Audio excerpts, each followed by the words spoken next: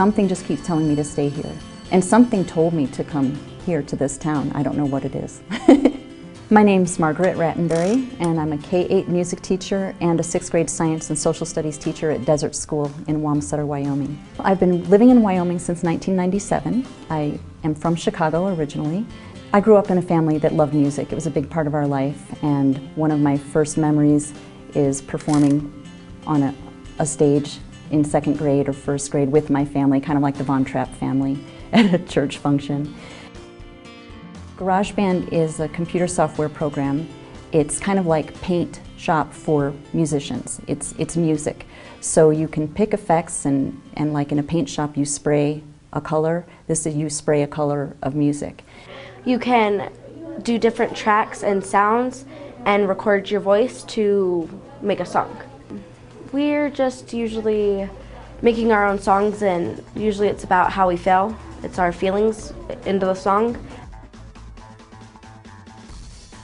It's been great for teaching kids how to compose music because they can do an introduction and a verse and a chorus and a coda, and it all fits musical structure pretty well.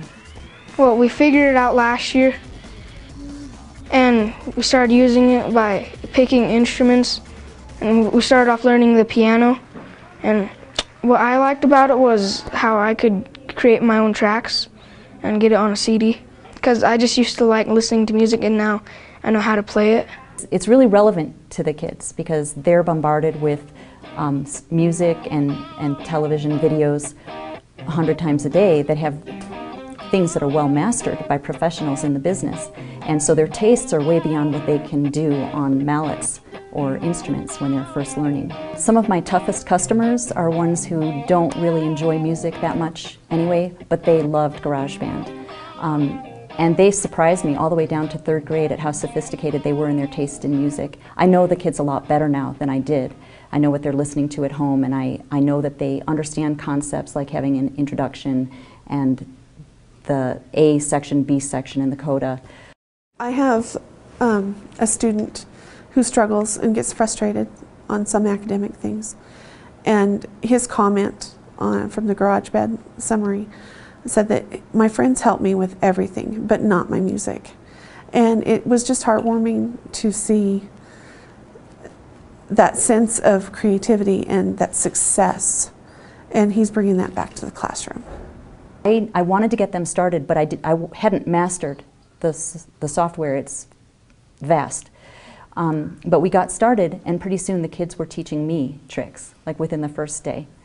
The requirements for this project were to at least have 32 measures of music and to have at least 2 to 5 tracks, because when they started they were just layering track upon track upon track, and it was actually kind of fun to listen to, but it was noise, and they weren't really getting the concept that maybe in a 5-piece band you have different instruments playing together and listening to each other and coming in at the right time to make everything blend.